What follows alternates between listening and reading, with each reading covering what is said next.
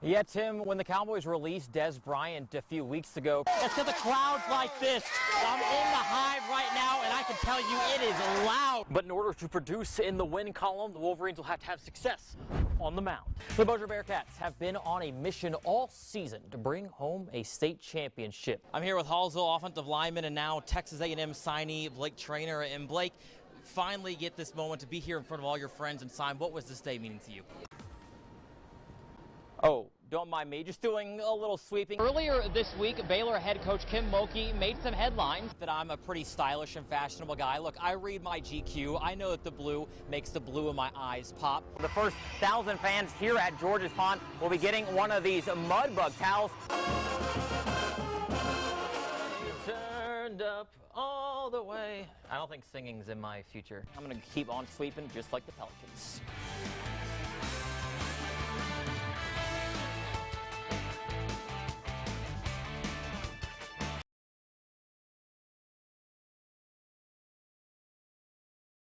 Hey, I see you down there. This season means a lot to me. Xavien Beasley isn't taking his senior season at Bossier for granted.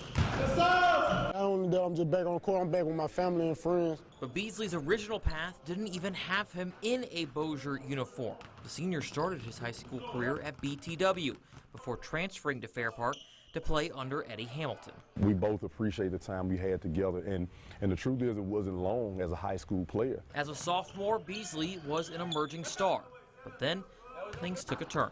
One night I was just, just chilling. It was New Year's Eve. I mean, you know how kids is. I mean, I was like 16. We went out, we had got a car. Xavien did more than just get a car. Beasley was arrested, charged with carjacking. Eventually had to serve time in a juvenile facility. My first night there, I was like, I ain't going to sleep. I ain't know nobody, I ain't know how nothing was working. I told myself I just wasn't going to sleep.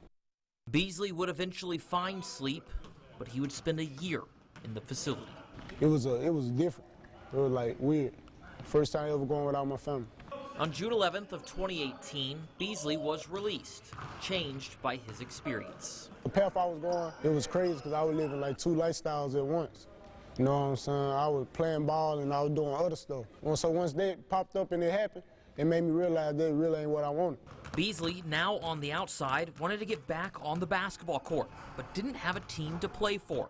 Enter the Bearcats and head coach Nick Bohannon. I'm a big believer in, giving people second chances. Sometimes when you're that young trying to figure things out, you don't always make the best choices. The now 18-year-old has been a model player for the Bearcats, his life shaped by his time behind bars. That moment is what he needed. Of course, man, you don't want it to happen, but that's what he needed. That was his path. Now on a different path, Beasley is making the most of his second chance. I could have been still in there right now. As we talking, I could have been still in there. So by me getting this as a chance, I mean, I gotta use it as my advantage. Reporting in Bossier with the Bearcats, I'm Brad Cesak.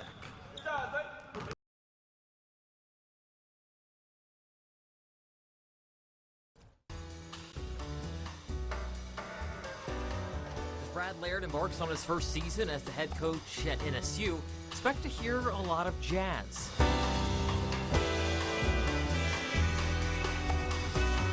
No, not jazz music. Jazz Ferguson. The transfer receiver is getting ready for his first action with the Demons, but his road to Natchitoches didn't follow the traditional path. I play football every year besides last year, so for me to have to sit down the whole entire year not competing on one of the competitions, it hit hard. Ferguson spent his first 2 seasons playing for the LSU Tigers. 103,000 people screaming at you every Saturday. That's different. But during his sophomore year with the Tigers, he was suspended following a failed drug test. After that, I took a fall. I wasn't really going to class like I was supposed to. I went about it the wrong way. I didn't realize the academics was the reason I was playing football. I was just there to play football. With his academics in trouble, Ferguson needed a change of scenery. Enter the Demons, but it didn't come without a catch. Ferguson needed to redshirt his first year in Natchitoches to get his grades in check.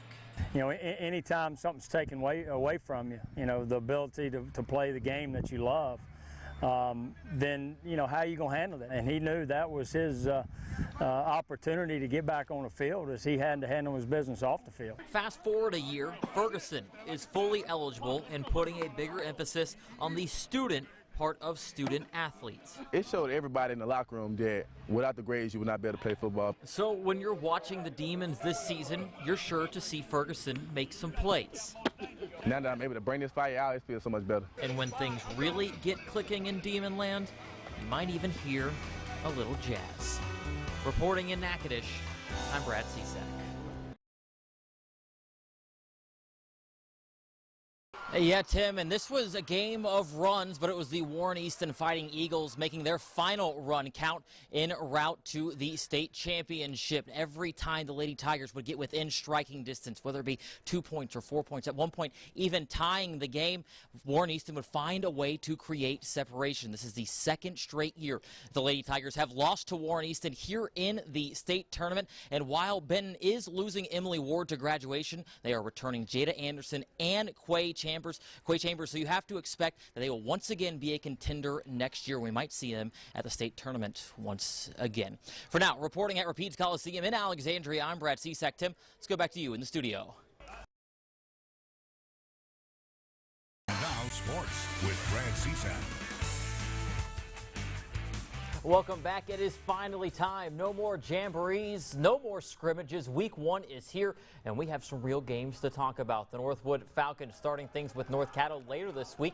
But now that it's officially game week, does the approach throughout the week change? For the Falcons, they're hoping they can move out of the training camp mindsets. Bossier taking on Karen Crow in the 4A semifinals, and we'll pick this one up in the first quarter. Otis Smith in transition, going to knock down the 3. Bossier up by 14 after the first quarter. More of the same in the second quarter. Smith again, 3 of his team high 13 on the night. Bearcats up by 24 at the break. Luke Watson, this guy is in the gym often, working on the bison tries. The solo shot over the wall in left field, that cuts the lead down to 3. The thing about home ice advantage, it's meaningless if you can't win the games.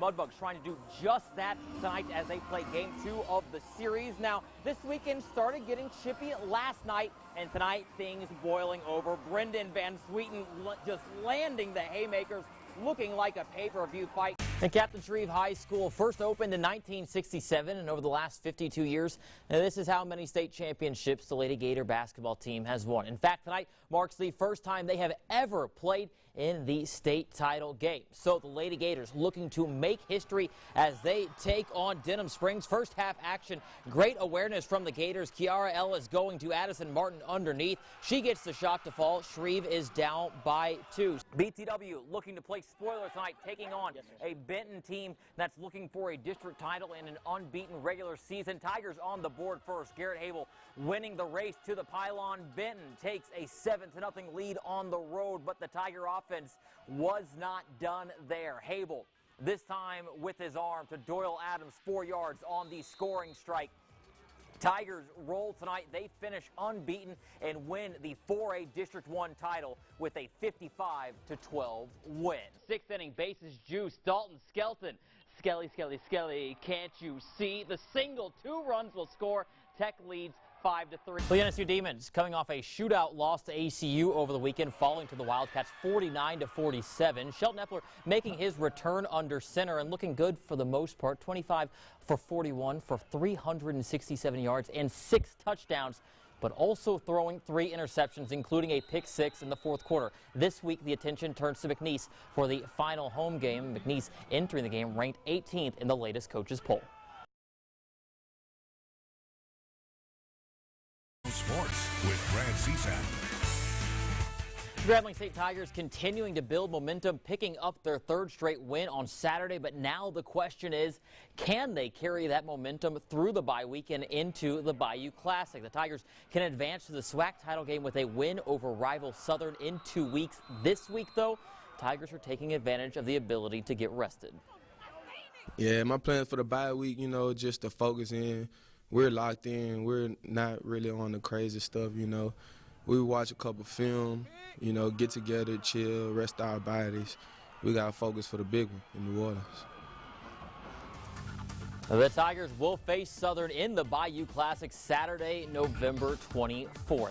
Let's go down to Natchitoches now. The NSU Demons coming off a double overtime win over nationally ranked McNeese, snapping a 13-game losing streak to the Cowboys. Now the attention turns to the regular season finale. The Demons closing things out with a rivalry game against Stephen F. Austin. The battle for Chief Caddo, and Coach Brad Laird knows the importance of this game.